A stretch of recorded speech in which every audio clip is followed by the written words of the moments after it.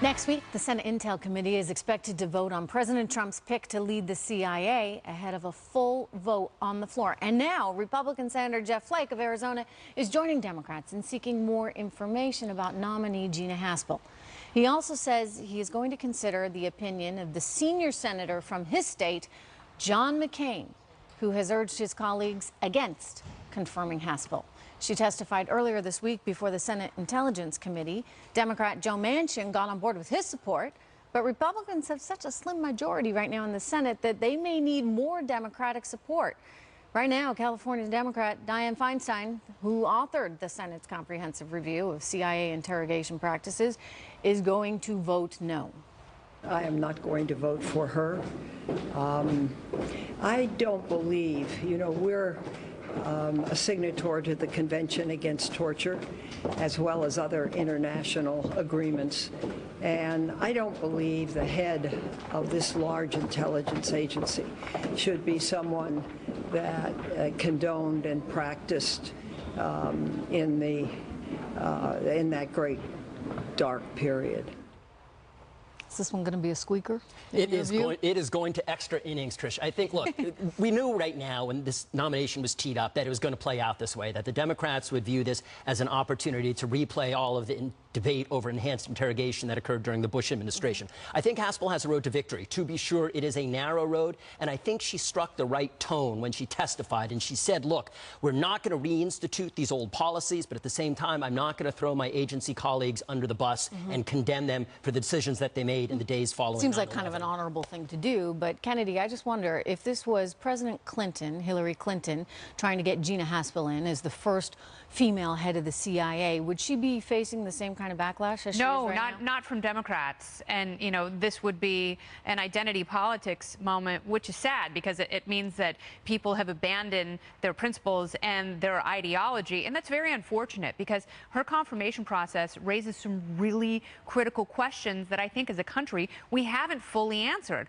And I think this is the appropriate venue to ask those. And I think Senator McCain, having endured torture for 5 years in a Vietnamese prison camp, is the best person to weigh in on this. And I think, she did do a good job in that she gave a lot of people who were on the fence, who want to support the president, the kind of cover that they needed. And she answered things in a satisfactory enough way for them. But for someone like John McCain and for Rand Paul is a principled person who has a very particular ideology. John McCain is a senator who has a very particular set of life experiences. So I would actually defer to them, and I think there are still some outstanding questions. But if this was... Okay, go ahead. Well, I was going to say, I also have a great amount of respect for Senator McCain and his family, and especially Meghan.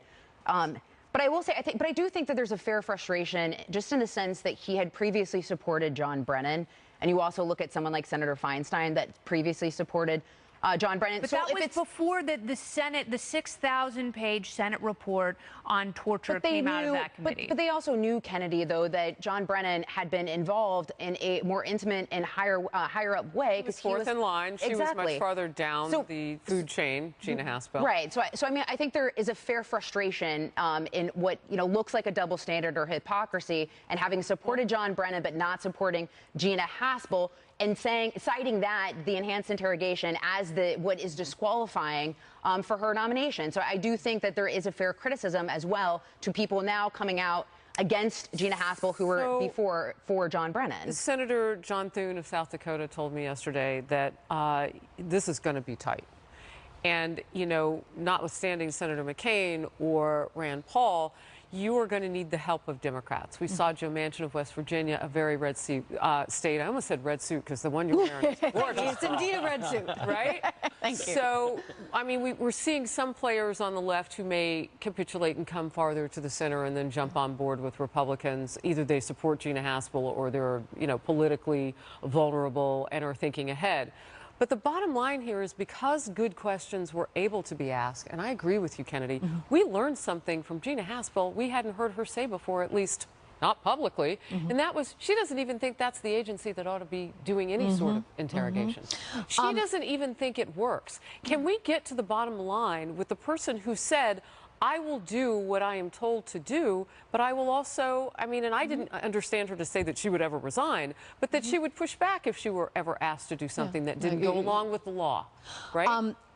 That said, those are all I hear you, and those are important things to know, and that's valuable information. That's for non-political. the world to have. That exactly is non-political. Nonetheless, as you said earlier, we are living in a very political time, and this president wants to make sure that he can get his appointees through without the headaches that he's going Well, through. that's a bigger issue. In Indiana last night, talking about exactly that. Watch.